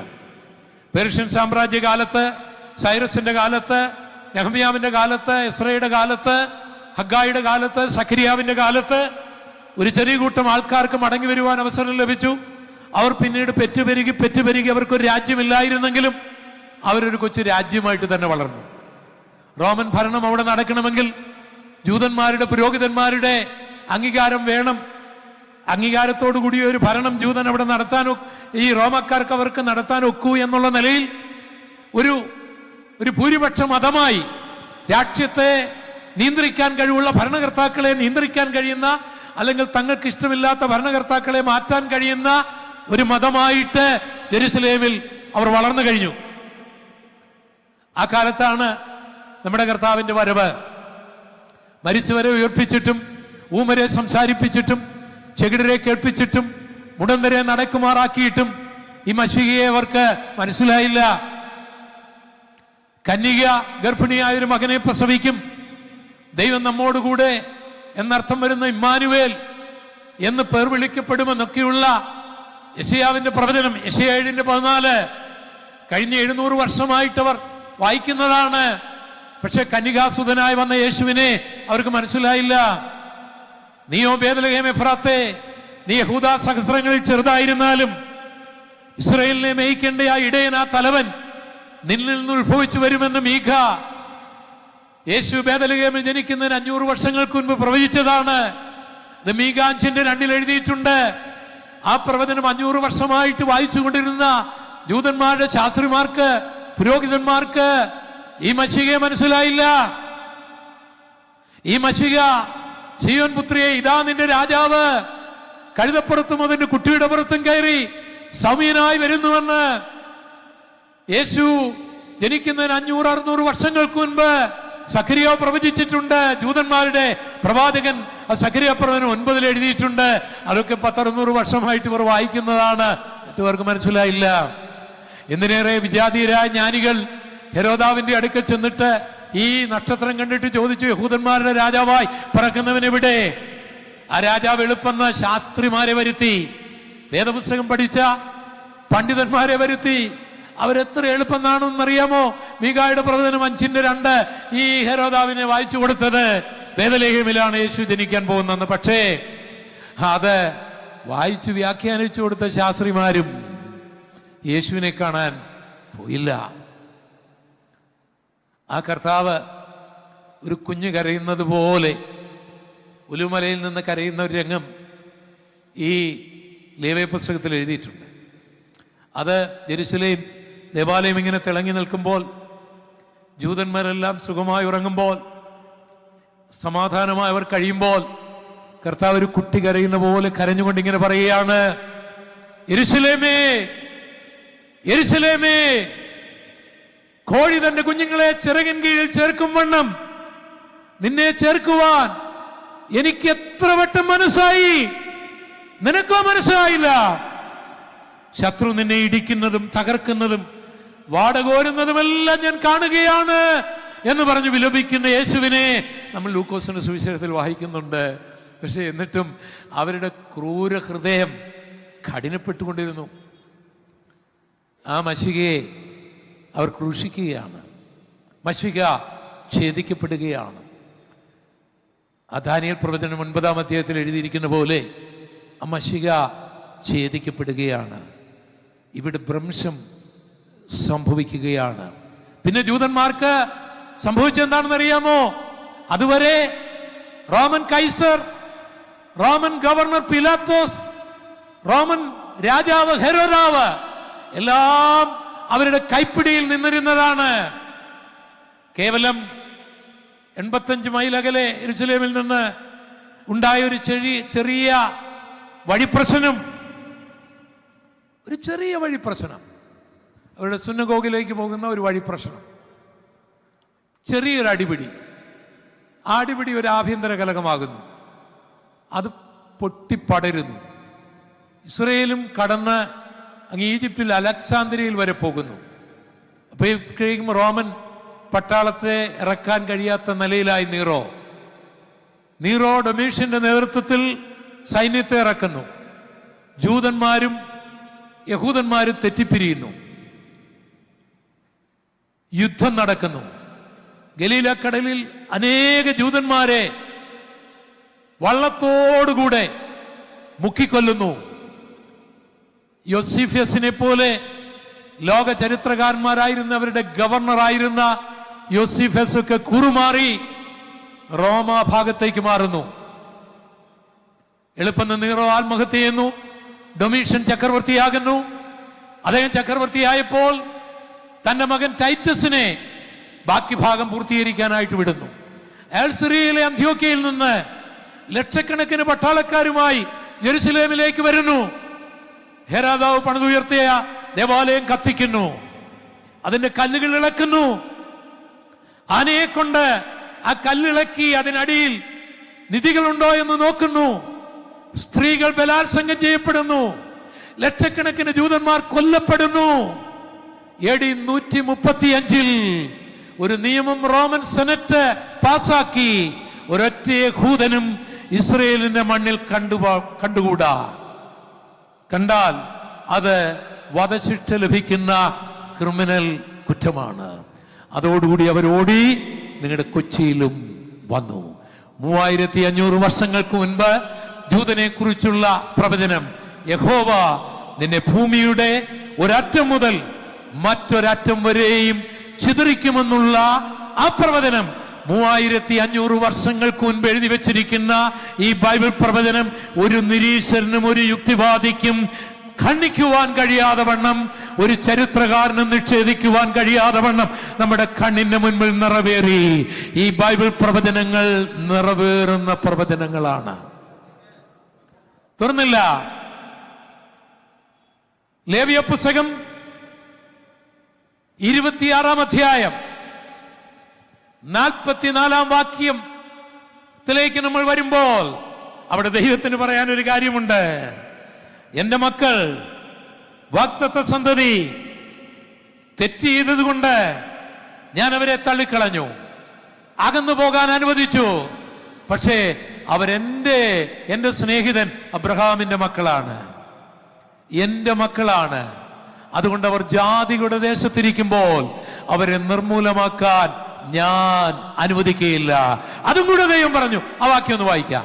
എങ്കിലും അവർ ശത്രുക്കളുടെ ദേശത്തിരിക്കുമ്പോൾ അവരെ നിർമൂലമാക്കുവാനും അവരോടുള്ള നിയമം ലംഘിപ്പാനും തക്കവണ്ണം ഞാൻ അവരെ ഉപേക്ഷിക്കയില്ല. ആ വാക്യം ഒന്നുകൂടെ. എങ്കിലും അവർ ശത്രുക്കളുടെ ദേശത്തിരിക്കുമ്പോൾ അവരെ നിർമൂലമാക്കുവാനും അവരോടുള്ള എന്റെ നിയമം ലംഘിപ്പാനും തക്കവണ്ണം ഞാൻ അവരെ ഉപേക്ഷിക്കുകയില്ല, അവരെ വെറുക്കുകയുമില്ല. ഇതും ഒരു അത്ഭുതകരമായ പ്രവചനമാണ്. ഇതും അനവസരത്തിലുള്ള ഒരു പ്രവചനമാണ്. ഇസ്രായേലിനൊരു രാജ്യമില്ല, അവരിപ്പോൾ ശത്രുക്കളുടെ ഇടയിൽ അല്ല, അവരെല്ലാം ഇപ്പോഴും ഒന്നിച്ചാണ്. അവർ വാഗ്ദത്ത നാട്ടിൽ കയറിയിട്ടുമില്ല. പക്ഷേ പിന്നീട് ഇവരൊരു രാജ്യമായി കഴിഞ്ഞപ്പോൾ, പിന്നീട് ആ രാജ്യത്തിലേക്ക് കയറിയപ്പോൾ അവർ ശത്രുക്കളെ കണ്ടു. 31 രാജാക്കന്മാരെ. ഈ 31 രാജാക്കന്മാർ നോക്കിയിട്ടും അവർ നശിച്ചു പോയില്ല. എന്നെ ഇന്നും, ഞാനൊരു ചരിത്ര വിദ്യാർത്ഥിയാണ്, എന്നെ ഇന്നും ഒരു അത്ഭുതപ്പെടുത്തുന്ന കാര്യം, യഹൂദനുണ്ടായ എതിർപ്പ് ഇന്ത്യക്കുണ്ടായിരുന്നെങ്കിൽ, അമേരിക്കയ്ക്കുണ്ടായിരുന്നെങ്കിൽ, റഷ്യയ്ക്കുണ്ടായിരുന്നെങ്കിൽ അങ്ങനെ ഒരു ജനപദം ഇന്ന് ലോകത്തിൽ ഉണ്ടാകുകയില്ലായിരുന്നു. ഇത് ചുമ്മാ പറയില്ല, ഇനി ഞാൻ ചരിത്രം പറയാം. ലോകത്തിലുണ്ടായ ഒത്തിരി ജനപദങ്ങൾ, ഒത്തിരി ജാതികൾ, ഒത്തിരി രാജ്യങ്ങൾ ഇന്നില്ല. സൗത്ത് അമേരിക്കൻ മായ സംസ്കാരം എത്ര ഉന്നതമാണ്, അതൊക്കെ എവിടെയുണ്ട്? എന്തെല്ലാം രാജ്യങ്ങൾ, എന്തെല്ലാം ജാതികൾ, സമൂഹങ്ങൾ, രാജ്യങ്ങൾ. ഈ കൊച്ചിയോടുള്ള ബന്ധത്തിലും, ഇന്ത്യയോടുള്ള ബന്ധത്തിലും, തിരുവിതാംകൂറിനോടുള്ള ബന്ധത്തിലും, തമിഴ്നാടിനോടുള്ള ബന്ധത്തിലും എന്തെല്ലാം ഭരണങ്ങളെ കുറിച്ച് നമുക്കറിയാം, മുഗൾ സാമ്രാജ്യത്തെ കുറിച്ച് നമുക്കറിയാം. ഇവരൊക്കെ എവിടെയാണ്? അവർക്കൊന്നും ഇവർക്കുണ്ടായ പോലുള്ള എതിർപ്പുണ്ടായോ? നിങ്ങൾ ചിന്തിച്ചു നോക്കുക, ഞാൻ എളുപ്പം പറയാം. 31 രാജ്യങ്ങൾ, രാജ്യമില്ലാത്ത ഒരു കൂട്ടം ആൾക്കാരെ പരാജയപ്പെടുത്താൻ നോക്കിയിട്ട് സാധിച്ചില്ല. പിന്നീട് ബാബിലോൺ നോക്കിയിട്ട് നടന്നില്ല. ബാബിലോൺ ഒരു സാമ്രാജ്യമായിരുന്നു. ഇന്നത്തെ കുവൈറ്റ് ഉൾപ്പെടെ, ഇന്നത്തെ മിഡിൽ ഈസ്റ്റ്, ഇന്നത്തെ യൂറോപ്പിന്റെ ചില ഭാഗങ്ങൾ ഒക്കെ ഭരിച്ചിരുന്ന, ആഫ്രിക്കയുടെ ചില ഭാഗങ്ങൾ മുഴുവൻ ഭരിച്ചിരുന്ന ബാബിലോൺ സാമ്രാജ്യം നോക്കിയിട്ട് ഈ ചെറിയ സമൂഹത്തെ നശിപ്പിക്കാൻ കഴിഞ്ഞില്ല. അവരുടെ ദേവാലയം കളഞ്ഞു, അവരെ പിടിച്ചു, അവരുടെ രാജ്യം കളഞ്ഞു. പക്ഷേ ബാബിലോൺ സാമ്രാജ്യം എന്നില്ല, ജൂതന് സാമ്രാജ്യം എന്നുണ്ട്. ഇന്ത്യ മുതൽ എത്യോപ്യ വരെ ഭരിച്ചതാണ് പേർഷ്യൻ സാമ്രാജ്യം. ഇന്ത്യ 360 താലന്ത് സ്വർണം, ഒരു താലന്ത് എന്ന് പറഞ്ഞാൽ 34 കിലോ, 360 താലന്ത് സ്വർണം പേർഷ്യക്കാർക്ക് കൊടുത്ത പൂർവിക ചരിത്രമാണ് ഇന്ത്യക്കാരനുള്ളത്.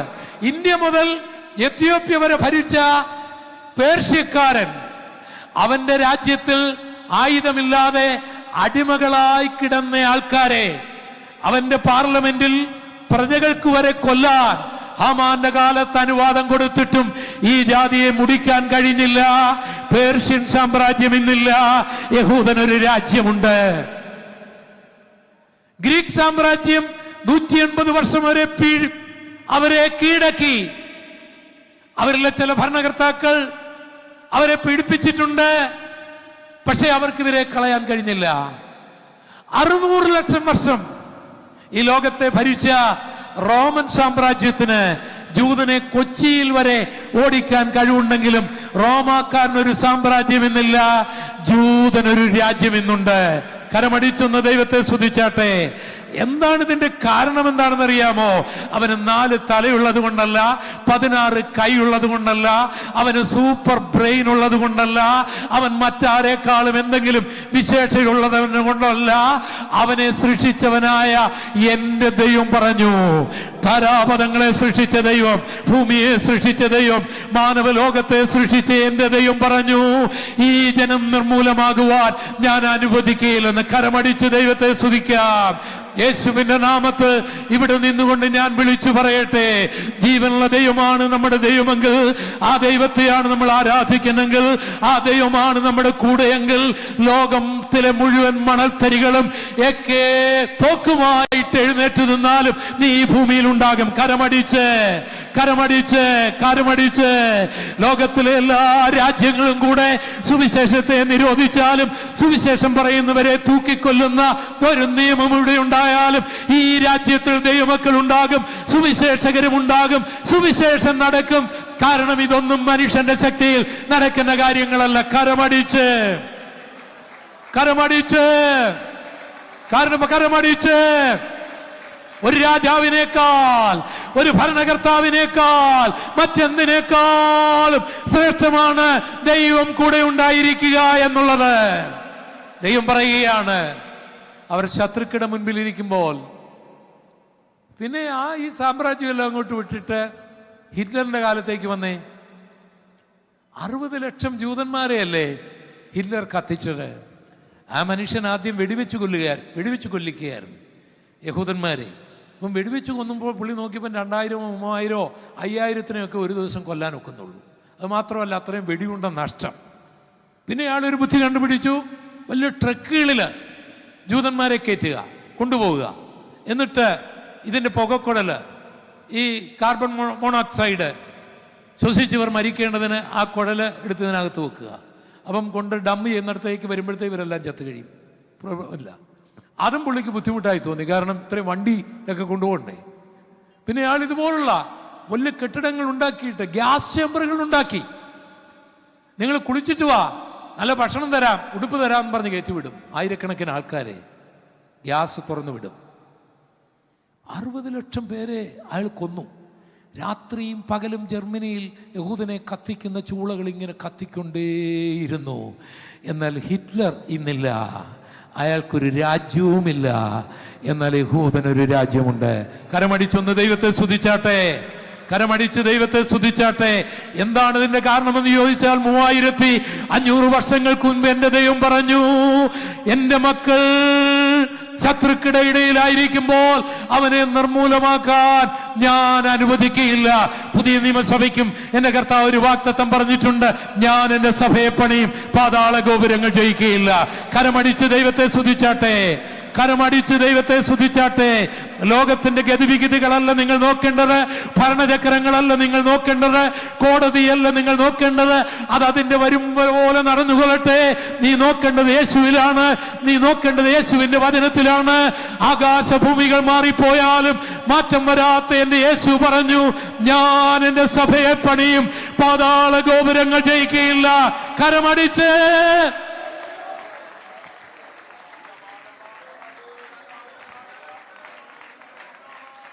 ഹല്ലേലൂയാ. ആ ഗോപുരം എത്ര ഉയർന്നു നിന്നാലും അത് നിന്നെ തകർക്കും, മുടിക്കും, ഇല്ലാതാക്കും എന്നൊക്കെ പറഞ്ഞാലും അത് നിന്നെ ജയിക്കുകയില്ല. കാരണം യേശുവാണ് പണിക്കാരൻ. ഞാൻ ഈ 49 വർഷമായി യേശുവിനെ പ്രസംഗിക്കാൻ തുടങ്ങിയിട്ട്. ഈ 49 വർഷമായിട്ട് ഒരിക്കൽ പോലും ഈ പെന്തക്കോസ്തിൽ വന്നത് അബദ്ധമായി പോയെന്നോ, കർത്താവിൻ്റെ വേലയ്ക്ക് തിരിയേണ്ടായിരുന്നു എന്നോ എൻ്റെ മനസ്സിൽ പോലും തോന്നിയിട്ടില്ല. അതിൻ്റെ രഹസ്യം പറയാം. എൻ്റെ മനസ്സിൽ പോലും തോന്നിയിട്ടില്ല. ആകെപ്പാടെ ഒരു കുറ്റബോധം എനിക്കുള്ളത്, കുറെ കൂടെ നേരത്തെ രക്ഷിക്കപ്പെട്ടില്ലല്ലോ, സ്നാനപ്പെട്ടില്ലല്ലോ, അഭിഷേകം പ്രാപിച്ചില്ലല്ലോ, ഈ പെന്തക്കോസ്തിലേക്ക് വന്നില്ലല്ലോ, ബൈബിൾ എടുത്തില്ലല്ലോ, സുവിശേഷ വേലയ്ക്ക് ഇറങ്ങിയില്ലല്ലോ എന്നൊരു ദുഃഖം മാത്രമേ ഉള്ളൂ. പ്രശ്നമൊന്നുമില്ലെന്ന് നിങ്ങൾ ഓർക്കരുത്. എൻ്റെ ജീവിതത്തിൻ്റെ ഒരു അനുഭവമാണ്. ഇത് നിങ്ങൾ ചിലത് വായിച്ചാൽ നിങ്ങൾക്കത് മനസ്സിലാകും. ഉറങ്ങാത്ത രാത്രികളുണ്ട്, കണ്ണുനീര് കൊണ്ട് തലേണ നനച്ച ദിനരാത്രങ്ങളുണ്ട്. നിൽക്കാൻ കഴിയാതെ പ്രാർത്ഥിക്കാൻ പോലും ഇരുന്ന് പ്രാർത്ഥിക്കാൻ മേല, നിന്ന് പ്രാർത്ഥിക്കാൻ മേല, നടന്ന് പ്രാർത്ഥിക്കാൻ മേല, മനസ്സിൻ്റെ വേദന കൊണ്ട്. എന്നിട്ട് ഈ ഭിത്തിയിലൊക്കെ ഇങ്ങനെ പിടിച്ച് നിന്ന് പ്രാർത്ഥിച്ചിട്ടുണ്ട്. പ്രശ്നങ്ങളൊന്നും, അടിച്ചവരുണ്ട്, അടിക്കാൻ വന്നവരുണ്ട്, കൊല്ലുമെന്ന് പറഞ്ഞവരുണ്ട്. അങ്ങനെ ഒത്തിരി സംഭവങ്ങളുണ്ടായിട്ടുണ്ട്. എന്നിട്ടും എന്താ എനിക്ക് ഇതിൽ നിന്ന് പോകാൻ തോന്നാത്തതിൻ്റെ കാര്യം എന്താ? അതിൻ്റെ രഹസ്യം പറയാം. ഞാൻ എൻ്റെ മാതൃകാ പുരുഷനും എൻ്റെ ആധാരവും എൻ്റെ എല്ലാ യേശുവാണ്. അവനിലൊരു ദോഷവും ഞാൻ ഇതുവരെയും കണ്ടില്ല. പുള്ളിയുടെ ആത്മീയം കുറഞ്ഞില്ല, വഴിതെറ്റിപ്പോയൊന്നുമില്ല കർത്താവ്. അവൻ ഇന്നലെ എങ്ങനെയായിരുന്നോ ഇന്നും അങ്ങനെയാ, നാളെ അങ്ങനെയായിരിക്കും. എനിക്കത് മതി. മറ്റൊന്ന് എൻ്റെ ബൈബിൾ, അത് ഇന്നലെ എങ്ങനെയായിരുന്നോ അത് ഇന്നും അങ്ങനെയാണ്, നാളെ അങ്ങനെയായിരിക്കും. എനിക്കിത് മതി. പിന്നെ പെന്തക്കോസ്, എൻ്റെ വിഷയം പെന്തക്കോസിൻ്റെ ഉപദേശമാണ്. ആ ഉപദേശത്തിന് കലർപ്പുണ്ടായാൽ ഞാൻ മാറും. ഞാൻ യാത്ര ചെയ്യുന്ന ട്രെയിനിലോ ബസ്സിലോ പ്ലെയിനിലോ ആരിയ്ക്കുന്നു എന്നുള്ളതല്ല എൻ്റെ പ്രധാന കാര്യം. ഈ സാധനം ഞാൻ പോകേണ്ട സ്ഥലത്ത് എത്തുമെന്ന് മാത്രമേ ഉള്ളൂ. അതിന് പറ്റിയ മാർഗമാണിതെന്ന് ഈ വചനത്തിലൂടെ ഞാൻ കണ്ടുപിടിച്ചു. കരമുയർത്തി സ്തോത്രം ചെയ്യാം, ഒന്നുകൂടെ സ്തോത്രം ചെയ്യാം. അതുകൊണ്ട് എൻ്റെ ദൈവം, എനിക്ക് അവിടെ തകർന്നു, അവരവിടെ വീണു, ഇവിടെ വീണു, ഇതൊന്നും കേൾക്കാൻ എനിക്ക് സമയമില്ല. അതിനെക്കുറിച്ചൊന്നും പറഞ്ഞിരിക്കാനും എനിക്ക് സമയമില്ല. എനിക്ക് പറയാനുള്ള എൻ്റെ കർത്താവിൻ്റെ വാക്കുകളാണ്. എനിക്കത് മതി. എന്നെ യേശു പറഞ്ഞു, ഞാൻ എൻ്റെ, ഒന്നെല്ലാവരും ചേർന്ന് പറഞ്ഞേ, ഞാൻ ഉറച്ച് ഞാൻ എൻ്റെ സഭയെ പണിയും, പാതാള ഗോപുരങ്ങൾ അതിനെ ജയിക്കുകയില്ല. ഒന്നുകൂടെ പറഞ്ഞാട്ടെ, പാതാള ഗോപുരങ്ങൾ അതിനെ ജയിക്കുകയില്ല. യേശുവിന്റെ സഭയെ ജയിക്കുകയില്ല. കാരണം അതിന്റെ പണിക്കാരൻ യേശുവാണ്, അതിന്റെ അടിസ്ഥാനം യേശുവാണ്, അതിന്റെ തല യേശുവാണ്, അതിൽ അംഗങ്ങളെ കൊണ്ടുവരുന്നവൻ യേശുവാണ്, അതിൽ ശുശ്രൂഷകന്മാരെ നിയമിക്കുന്നവൻ യേശുവാണ്. ആ സഭയെ ചേർക്കാൻ യേശു വരുന്നു. അതിനെ ജയിക്കുവാൻ, അതിനെ തകർക്കുവാൻ കരുത്തുള്ള ഒരുത്തനും ഈ ഭൂമിയിൽ ജനിച്ചിട്ടില്ല, ഇപ്പോൾ ജീവിക്കുന്നില്ല, നാളെ ജനിക്കുകയുമില്ല. കരമടിച്ച് നീറോയ്ക്ക് ജയിക്കാൻ കഴിഞ്ഞില്ല, ഡൊമീഷ്യന് ജയിക്കാൻ കഴിഞ്ഞില്ല, ടൈറ്റസിന് ജയിക്കാൻ കഴിഞ്ഞില്ല, ലോകത്തിലെ പല ഏകാധിപതികൾക്കും ജയിക്കാൻ കഴിഞ്ഞില്ല. ഈ ചരിത്രമൊക്കെ ഒന്ന് പഠിക്കുന്നത് എല്ലാവർക്കും നല്ലതായിരിക്കും. അപ്പോൾ രണ്ടാമത്തെ പ്രവചനം, ഇവർ മുടിഞ്ഞു പോകില്ലെന്നുള്ളതാണ് കേട്ടോ. ഇനി ആരെല്ലാം പരിശ്രമിച്ചാലും അവനെ നിർമൂലമാക്കാൻ ആർക്കും കഴിയുകയില്ല. സ്വത്രം, അതവന്റെ കരുത്തല്ല, അവന്റെ കയ്യിലെ ന്യൂക്ലിയർ വെപ്പൺസ് അല്ല. ഇതൊന്നും ഇല്ലാതിരുന്ന സമയത്ത് നടന്ന കാര്യമാണ്. അവൻ ഒരു രാജ്യം ഇല്ലാതിരുന്ന കാലത്ത് ഇന്നുള്ള ശത്രുക്കളെക്കാൾ കൂടുതൽ ശത്രുക്കൾ അവർക്കുണ്ടായിരുന്നു. അവൻ മുടിഞ്ഞു പോയില്ലെങ്കിൽ ഇന്ന് എത്രയധികം. ഇതിൽ നിന്നൊരു ചെറിയ തോത് കൂടെ ഞാനും നിങ്ങളും ഒക്കെ ഇന്ന് ആരോഗ്യത്തോട് ജീവിക്കുന്നതും കർത്താവിൻ്റെ വേല ചെയ്യുന്നതും വലിയ പ്രശ്നങ്ങളൊന്നും ഉണ്ടാകാതിരിക്കുന്നതിൻ്റെ രഹസ്യം എൻ്റെയും നിങ്ങളുടെയും ഭക്തിയും എൻ്റെയും നിങ്ങളുടെയും പ്രാർത്ഥനയും എൻ്റെയും നിങ്ങളുടെയും വിശുദ്ധിയും ഒന്നും ആയിരിക്കില്ല. കാരണം പിതാക്കന്മാരുടെ കാലത്ത് അവരുടെ കണ്ണുനീരിന് മുൻപിൽ ദൈവം പറഞ്ഞ ചില ദൂതുകളുണ്ട്. ഒന്ന് സ്വതം ചെയ്താട്ടെ, ഒന്ന് ആരാധിച്ചാട്ടെ. ആ കൊച്ചു വീട്ടിലേക്ക് അവർ കയറി വന്നപ്പോൾ, ആ പായിലിരുന്നവർ പ്രാർത്ഥിച്ചപ്പോൾ, മാതാപിതാക്കൾ ആ ഭക്ഷണം അവർക്ക് ഉണ്ടാക്കി കൊടുത്തപ്പോൾ, അവരുടെ തലമുറ ആരാകുമെന്ന് അവരോട് ദൈവം പറഞ്ഞൊരു വാക്തത്വമുണ്ട്. അതുകൊണ്ടാണ് ദൈവവേദലെ കോവിഡ് നിന്നെ തട്ടിക്കൊണ്ടുപോകാതിരുന്നത്. അതുകൊണ്ടാണ് ദൈവവേദലെ വാഹനം മുഖാമുഖമായി കൂട്ടിയിടിച്ചിട്ടും നീ ഇന്നും ജീവിക്കുന്നത്. കരമടിച്ചൊന്ന് ദൈവത്തെ സ്തുതിച്ചാട്ടെ. നിനക്ക് നശിക്കാൻ ഒക്കുകയില്ല, നിന്നെ നശിപ്പിക്കാൻ ആർക്കും കഴിയുകയില്ല. ഒരാൾ ദൈവം ഉയർത്തിയിട്ടുണ്ടെങ്കിൽ ആരും അസൂയപ്പെടണ്ട. അതിന്റെ പിന്നിൽ ഒരു അബ്രഹാമുണ്ട്. കരമടിച്ച് ദൈവജനം അനുഗ്രഹിക്കപ്പെട്ടിട്ടുണ്ടെങ്കിൽ, അവന് നന്മയുണ്ടായിട്ടുണ്ടെങ്കിൽ, അവന് ഉയർച്ചയുണ്ടായിട്ടുണ്ടെങ്കിൽ ആരും കണ്ണു കടിക്കണ്ട, ആരും അസൂയപ്പെടണ്ട. അതിന്റെ പിന്നിൽ ദൂതന്മാരെ ശുശ്രൂഷിച്ച ഒരു അബ്രഹാമുണ്ട്, ഒരു സാറായുണ്ട്. അവരോടുള്ള ദൈവത്തിന്റെ വാഗ്ദത്തമാണ് കരമടിച്ച്. അതുകൊണ്ട് നീ നിന്റെ തലമുറയെ കുറിച്ച് ഭാരപ്പെടേണ്ടതൊന്നുമില്ല.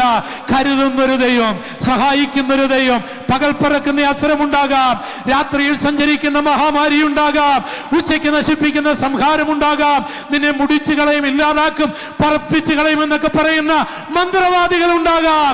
എന്നാൽ യേശുവിന്റെ നാമത്തിൽ ഞാൻ പറയട്ടെ, നിന്റെ തലമുടി കൊഴിയണമെങ്കിൽ എന്റെ ദൈവം അനുവദിക്കണം. എന്തുകൊണ്ടെന്നാൽ നീ വാഗ്ദത്ത സന്തതിയാണ്. Hallelujah, hallelujah. നീ നിർമൂലമാകുവാൻ ദൈവം അനുവദിക്കുകയില്ല.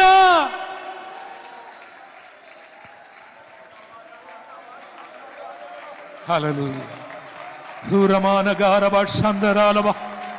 Hallelujah, hallelujah, hallelujah. യേശുവിന്റെ നാമത്തിലെ ഭയത്തിന്റെ ആത്മാവ് മാറിപ്പോകട്ടെ, ഭയത്തിന്റെ ആത്മാവ് മാറിപ്പോകട്ടെ. എല്ലാവരും ആരാധിക്കാം. സ്വർഗത്തിനും ഭൂമിക്കും നാഥനായ യേശുവിന്റെ അധികാരമുള്ള നാമത്തിൽ അറുക്കാൻ വരുന്ന, മുടിക്കാൻ വരുന്ന, മോക്ഷിക്കാൻ വരുന്ന പൈശാചിക വ്യാപാരത്തെ ശാസിക്കുകയാണ്.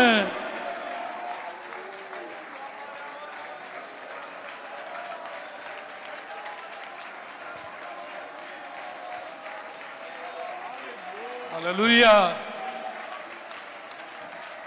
ഹല്ലേലൂയ.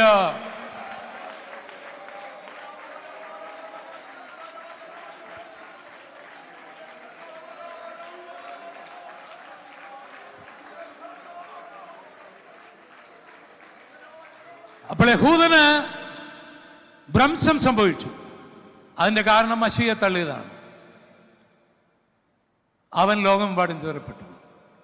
അവൻ വീണ്ടും അംഗീകരിക്കപ്പെടേണ്ടത് കൊണ്ട് അവൻ നശിച്ചാലൊക്കെയല്ല. അതുകൊണ്ട് ദൈവം അവനെ കാക്കുന്നു. പക്ഷെ ഇവിടെ ഒരു സംഭവം സംഭവിച്ചു. അത് ലോകത്തിന്റെ നിരപ്പിന് ഹേതുവായി. യേശു ഞങ്ങളുടെ രാജാവല്ല, കൈസറാണ് ഞങ്ങളുടെ രാജാവെന്ന് പറഞ്ഞ് അവൻ യേശുവിനെ തള്ളിപ്പറഞ്ഞപ്പോൾ ഈ ഗോപാലകൃഷ്ണനായ എനിക്ക്, നമുക്ക് ഓരോരുത്തർക്കും ആ രാജാവ് എന്റേതാണ്, ആ മശിഹ എനിക്ക് വേണം, എനിക്ക് വേണമെന്ന് പറയുവാൻ ഭാഗ്യം ലഭിച്ചു. അത് ഇസ്രായേൽ പൗരതയോട് ബന്ധമില്ലാതെ വാഗ്ദത്തങ്ങൾ കന്യരായി അകന്നു കിടന്ന നമുക്ക് അബ്ബാ പിതാവേ എന്ന് വിളിക്കത്തക്ക നിലയിൽ ദൈവപുത്രന്മാരായി തീരാൻ, ദൈവമക്കളായി തീരാൻ, ദൈവത്തോട് നിരപ്പ് പ്രാപിപ്പാൻ ഭാഗ്യം ലഭിച്ചു. കരമുയർത്തി ദൈവത്തിനൊരു സ്തോത്രം പറയാം. പാപം, ശാപം ദൈവത്തിൽ നിന്ന് അകറ്റുന്നു. പാപം മനുഷ്യനെ ദൈവത്തിൽ നിന്ന് അകറ്റുന്നു. ദൈവത്തിൽ നിന്ന് അകന്നത് കൊണ്ട് അവൻ ശാപഗ്രസ്തനാകുന്നു. അവൻ അതിൽ നിന്ന് രക്ഷപ്പെടാനൊക്കെയില്ല.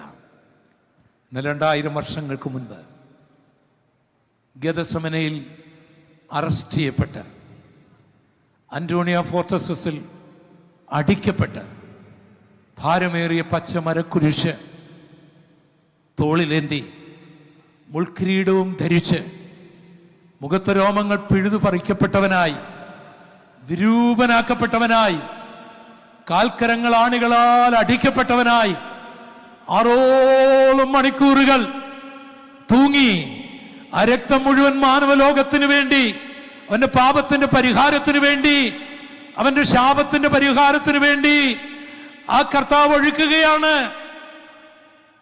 ആ ഹൃദയത്തിന്റെ സ്പന്ദനം നിന്നപ്പോൾ ആ ഹൃദയത്തിന്റെ ഒരു കോർണറിൽ കിടന്ന ആ രക്തത്തുള്ളികളും പുറത്തു വരേണ്ടതിന് തിരുവെഴുത്തിൻ പ്രകാരം ഒരു പട്ടാളക്കാരൻ കുന്തമെടുത്ത് കുത്തിയപ്പോൾ ആ രക്തവും വെള്ളവും പുറത്തു വന്നു. ആ രക്തം ശാപം മോചിക്കുന്നതാണ്. ആ രക്തം പാപം മോചിക്കുന്നതാണ്. ആ രക്തം ദൈവത്തിൽ നകന്ന മനുഷ്യനെ നീതീകരിച്ച് അടിപ്പിക്കുന്നതാണ്. ആ രക്തം സാത്താന്റെ അടിമത്തത്തിൽ കിടന്ന മനുഷ്യനെ പുറത്തു കൊണ്ടുവന്ന് വീണ്ടെടുക്കുന്നതാണ്. ആ രക്തം വെള്ളി പോലല്ല, പൊന്നു പോലല്ല, അത് വിലയ്ക്ക് വാങ്ങി സ്വന്തമാക്കുന്നതാണ്. ആ രക്തം നമ്മളെ ദൈവത്തോട് അടുപ്പിച്ചു, ദൈവത്തോട് നിരപ്പിച്ചു. പാപത്തിന് ഇനിമേൽ നമ്മുടെ മേൽ അവകാശമില്ല. സ്വത്രം പറഞ്ഞാട്ടെ, ശാപത്തിന് ഇനിമേൽ നമ്മുടെ മേൽ അവകാശമില്ല. കാരണം നമ്മുടെ കർത്താവ് നമ്മുടെ ശാപം വഹിച്ചു, നമ്മുടെ പാപം വഹിച്ചു. ഇന്ന് രാത്രിയിൽ എന്നെ കേൾക്കുന്ന ആരെങ്കിലും നിങ്ങൾ പാപിയാണ്, ശാപഗ്രസ്തനാണ് എന്ന് നിങ്ങൾക്ക് തോന്നുന്നെങ്കിൽ വരൂ ക്രൂശിന്റെ വീട്ടിലേക്ക്. നിങ്ങൾക്ക് ദൈവത്തോട് നിരക്കാം. ദൈവത്തോട് നിരന്നാൽ പാപം മോചിക്കപ്പെട്ടു, ശാപം മോചിക്കപ്പെട്ടു. ഇനി എൻ്റെ വാക്കുകളെ ഇവിടെ ഉപസംഹരിക്കാൻ പോവുകയാണ്. അവരുടെ ഭ്രംശം ലോകത്തിന് നിരപ്പിന് ഹേതുവായി. എന്നാൽ അവരുടെ അംഗീകരണം, അപ്പോൾ അവർ അംഗീകരിക്കത്തക്ക വരെ ആർക്കും വരെ നശിപ്പിക്കാനൊക്കെയില്ല. അവരുടെ അംഗീകരണം എസെക്കേൽ 11-ാം അധ്യായം 17 മുതലുള്ള വചനങ്ങൾ. അവിടെ അടിമയായിരുന്ന ഇസ്രായേലിയരുടെ ഇടയിൽ ഇറാഖിൽ കിടന്നുകൊണ്ട് എല്ലാം നഷ്ടപ്പെട്ടവനായ പ്രവാചകൻ പ്രവചിക്കുകയാണ്. എന്താണ് ആ പ്രവചനം? ആകയാൽ നീ പറയേണ്ടത്, യഹോവയായ കർത്താവ് ഇപ്രകാരം അരുളി ചെയ്യുന്നു, ഞാൻ നിങ്ങളെ ജാതികളിൽ നിന്ന് ശേഖരിച്ച് നിങ്ങൾ ചിതറിപ്പോയിരുന്ന രാജ്യങ്ങളിൽ നിന്ന് കൂട്ടിച്ചേർത്ത് ഇസ്രായേൽ ദേശം നിങ്ങൾക്ക് തരും. ഇത്ര കൃത്യമായ പ്രവചനം.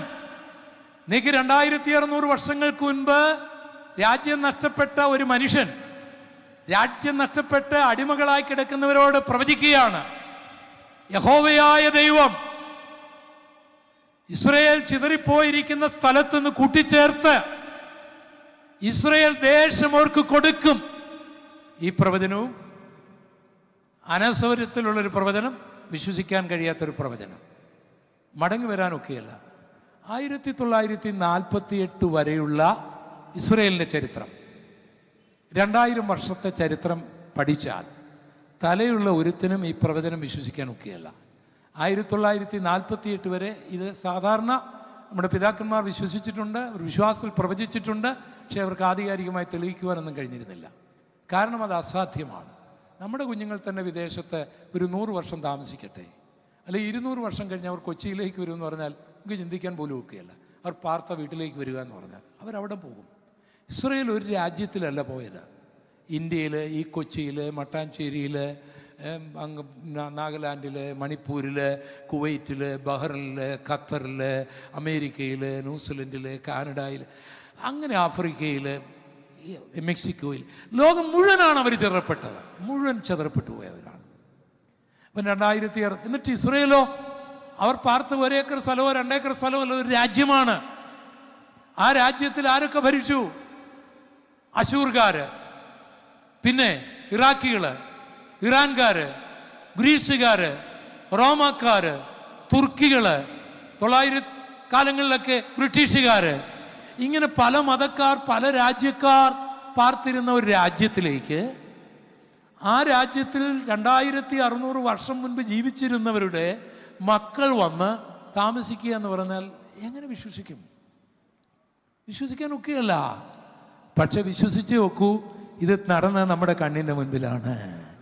1948 ഇസ്രായേൽ എന്ന തന്നെ പേരിൽ അവനൊരു രാജ്യം ഇവിടെ സ്ഥാപിച്ചു. കരമുയർത്തി ഒന്ന് സ്തോത്രം ചെയ്താട്ടെ. ഒരു സത്യം ഞാൻ നിങ്ങളോട് പറയാം. സ്വർഗത്തിലെ ദൈവം ഒരു കാര്യം നിങ്ങളെ കൊണ്ട് ചെയ്യിക്കാം, നിങ്ങളുടെ ശുശ്രൂഷയെ കൊണ്ട് ചെയ്യിക്കാം, നിങ്ങളുടെ സഭയെ കൊണ്ട് ചെയ്യിക്കാം, നിങ്ങളുടെ കുഞ്ഞുങ്ങളെ കൊണ്ട് ചെയ്യിക്കാം, നിങ്ങളെ കൊണ്ട് ചെയ്യിക്കാം എന്ന് ദൈവം തമ്പുരാൻ പറഞ്ഞാൽ ആദ്യം നമ്മൾ കാണുന്ന രംഗം അതൊരിക്കലും നടക്കാത്ത പോലെയാണ്. അസ്ഥികളായി കിടക്കുന്ന നമ്മൾ കാണും, ബന്ധം വിട്ട് കിടക്കുന്ന നമ്മൾ കാണും, ഉണങ്ങുന്ന നമ്മൾ കാണും, ഇറാഖിൻ്റെ കൊടി നമ്മൾ കാണും, ഇറാൻ്റെ കൊടി നമ്മൾ കാണും, ഗ്രീസിൻ്റെ കൊടി കാണും, റോമിൻ്റെ കൊടിയൊക്കെ കാണുമ്പോൾ, അവരുടെ നിയമമൊക്കെ നമ്മൾ വായിക്കുമ്പോൾ, അവരുടെ സെനറ്റ് പാസ്സാക്കിയ നിയമമൊക്കെ വായിക്കുമ്പോൾ നമ്മുടെ വിശ്വാസം എല്ലാം എല്ലാം ചോർന്നു പോകും. പക്ഷെ നീ അതല്ല കാണേണ്ടത്. നീ ദൈവത്തിന്റെ കൊടി കാണണം. നീ ദൈവത്തിന്റെ വാഗ്ദത്തം കാണണം. യേശുവിന്റെ നാമത്തിൽ ഞാൻ പറയട്ടെ, ഇറാഖ് അതിന്റെ കൊടി വെച്ച് ഭരിച്ചാലും, ബാബിലോൺ അതിന്റെ കൊടി വെച്ച് ഭരിച്ചാലും, പേർഷ്യ അതിന്റെ കൊടി വെച്ച് ഭരിച്ചാലും, ഗ്രീസ് അതിന്റെ കൊടി വെച്ച് ഭരിച്ചാലും, റോമാക്കാരൻ അതിന്റെ കൊടി വെച്ച് ഭരിച്ചാലും, തുർക്കികൾ അതിന്റെ കൊടി വെച്ച് ഭരിച്ചാലും, ഈജിപ്റ്റ് വിട്ടുതരികയില്ലെന്ന് വാക്ക് പറഞ്ഞാലും, വാഗ്ദത്തം നിറവേറാൻ സമയമാകുമ്പോൾ അത് നിന്റെ കരങ്ങളിൽ എത്തിയിരിക്കും. കരമടിച്ച് ദൈവം നിന്നോട് എന്ത് പറഞ്ഞുവോ, ദൈവം നിന്നോട് എന്ത് അരുളി ചെയ്തിട്ടുണ്ടോ, സ്വർഗം പിതാക്കന്മാരോട് എന്ത് പറഞ്ഞിട്ടുണ്ടോ, ഇന്നത്തെ തടസ്സങ്ങളൊന്നും തടസ്സമല്ല. അത് നോക്കരുത്. കർത്താവ് പറഞ്ഞത് മാത്രം ഓർക്കണം. അത് തന്നെ നിറവേറും. ഇന്ന് ശത്രു പറയുന്നതും അവൻ പറയുന്നതും അവൻ വെല്ലുവിളിക്കുന്നതുമല്ല കേൾക്കേണ്ടത്. നിന്റെ രക്ഷിതാവ് പറയുന്നത് കേൾക്കണം. അപ്പോൾ നമ്മൾ വായിച്ച ഭാഗത്തേക്ക് വന്ന് ഞാൻ നിർത്തട്ടെ. അവരുടെ ഭ്രംശം ലോകത്തിന് നിരപ്പിന് ഹേതുവായെങ്കിൽ അവരുടെ അംഗീകരണം മരിച്ചവരുടെ ഉയർപ്പല്ലാതെ പിന്നെന്താ? ഈ പ്രവചനത്തിൻ്റെ തിയോളജിക്കലായിട്ടുള്ള കൃത്യമായ ടൈമിംഗ് എന്ന് പറയുന്നത് മശികയെ അവർ സ്വീകരിക്കുകയും സഹസ്രാബ്ദ ഭരണം അവർക്കുണ്ടാകുകയും ചെയ്യുക എന്നുള്ളതാണ്. പക്ഷേ അതിനു മുൻപ് അവർക്കൊരു അംഗീകാരം വേണമല്ലോ. അങ്ങനെയാണല്ലോ രാജ്യം കിട്ടേണ്ടത്. അപ്പോൾ യേശുവിൻ്റെ വരവിൻ്റെ സമയവും നാളൊന്നും നമുക്കറിയത്തില്ലെങ്കിലും 1948 മുതൽ അവർ ഭാഗികമായിട്ട് അംഗീകരിക്കപ്പെട്ടു. ഇതിൻ്റെ അതിൻ്റെ പൂർത്തീകരണത്തിന് വേണ്ടി അധികം സമയമില്ല. യഹൂദനാകുന്ന അത്തി തളുത്ത് കഴിഞ്ഞു. നമ്മൾ പ്രസംഗിക്കുന്ന കർത്താവ് വരാറായി. നമ്മൾ പാടുന്ന കർത്താവ് വരാറായി. നമ്മൾ ആരാധിക്കുന്ന കർത്താവ് വരാറായി. വരാനുള്ളവൻ വരും, താമസിക്കുകയില്ല. കർത്താവ് താൻ ഗംഭീരനാദത്തോടും പ്രധാന ദൂതന്റെ ശബ്ദത്തോടും ദൈവത്തിന്റെ കാഹളത്തോടും കൂടെ സ്വർഗത്തിൽ നിന്നിറങ്ങി വരുമ്പോൾ ക്രിസ്തുവിൽ മരിച്ച ചില പ്രിയപ്പെട്ടവർ നമുക്കുണ്ട്. അവർ ഉയർത്തെഴുന്നേറ്റ് വരും. കരമടിച്ച് അവരുടെ മരണം ഇപ്പോഴും നമ്മളെ വേദനപ്പെടുത്തുന്നുണ്ട്. അവർ ഉയർത്തെഴുന്നേറ്റ് വരും. കരമടിച്ച് ജീവനോട് ശേഷിക്കുന്ന നാം, ഇന്ന് നമുക്ക് നരജരകളുണ്ട്, ഇന്ന് നമുക്ക് ക്ഷീണമുണ്ട്. പക്ഷേ ക്ഷീണമില്ലാത്ത, രോഗമില്ലാത്ത, നരജരകളില്ലാത്ത, ഗുരുത്വാകർഷണത്തെ ഭേദിക്കാൻ കഴിയുന്ന ദൂത തുല്യമായ ഒരു ശരീരത്തിന് തുല്യമായ ഒരു ശരീരം തരുവാൻ മശിക വരാൻ പോകുന്നു. കരമടിച്ച് ദൈവത്തെ സ്തുതിക്കാം. രക്ഷിക്കപ്പെട്ടവരെ ചേർക്കാൻ, സ്നാനപ്പെട്ടവരെ ചേർക്കാൻ, അഭിഷേകം പ്രാപിച്ചവരെ ചേർക്കാൻ, വേർപെട്ടവരെ ചേർക്കാൻ, വിശുദ്ധിയോട് ജീവിക്കുന്നവരെ ചേർക്കാൻ യേശു വരാൻ പോകുന്നു. അന്ന് രണ്ടുപേർ ഒരു കിടക്കയിലായിരിക്കും. ഒരാൾ എടുക്കപ്പെടും, ഒരാൾ തള്ളപ്പെടും. അന്ന് രണ്ടുപേർ തിരിക്കലിൽ പൊടിച്ചുകൊണ്ടിരിക്കും. ഒരാൾ എടുക്കപ്പെടും, ഒരാൾ തള്ളപ്പെടും. അന്ന് രണ്ടുപേർ വായിലായിരിക്കും. ഒരാൾ എടുക്കപ്പെടും, ഒരാൾ തള്ളപ്പെടും. സ്നേഹിത, നീ തള്ളപ്പെടുമോ? തള്ളപ്പെട്ടാൽ ഒരു നരകമേ ഉള്ളൂ. പ്രവചനം എത്ര കൃത്യമായി നിറവേറുന്നു. അവരുടെ ഭ്രംശം ലോകത്തിൻ്റെ നിരപ്പിന് ഹേതുവായെങ്കിൽ അവരുടെ അംഗീകരണം മരിച്ചവരുടെ ഉയർപ്പല്ലാതെ പിന്നെന്താകുന്നു? അപ്പം കർത്താവിനോട് നിരപ്പ് പ്രാപിച്ച നാം 5 കന്യകമാരെ പോലെയോ താലന്ത് കുഴിച്ചിട്ട ആ വ്യക്തിയെ പോലെയോ ഒന്നുമാകാതെ സൂക്ഷിക്കേണ്ട സമയമാണ്. പരിശുദ്ധാത്മാവ് വ്യത്യസ്തമായി നിങ്ങളോട് ഇടപെട്ടുവെന്ന് എനിക്കറിയാം. ദൈവാത്മാവ് നിങ്ങളോട് ഇടപെട്ടുവെങ്കിൽ ഈ വചനത്തിന് മുൻപിൽ നിങ്ങളെ തന്നെ സമർപ്പിക്കാൻ നിങ്ങൾക്ക് വിനയമുണ്ടെങ്കിൽ ആ കരമൊന്ന് ഉയർത്തിപ്പിടിച്ചോട്ടെ. ആ ഉയർത്തിപ്പിടിച്ച കരവുമായിട്ട് ഒരു നിമിഷം ഒന്ന് എഴുന്നേറ്റ് നിന്നിട്ട് നമുക്ക് പ്രാർത്ഥിക്കാൻ പോവാണ്.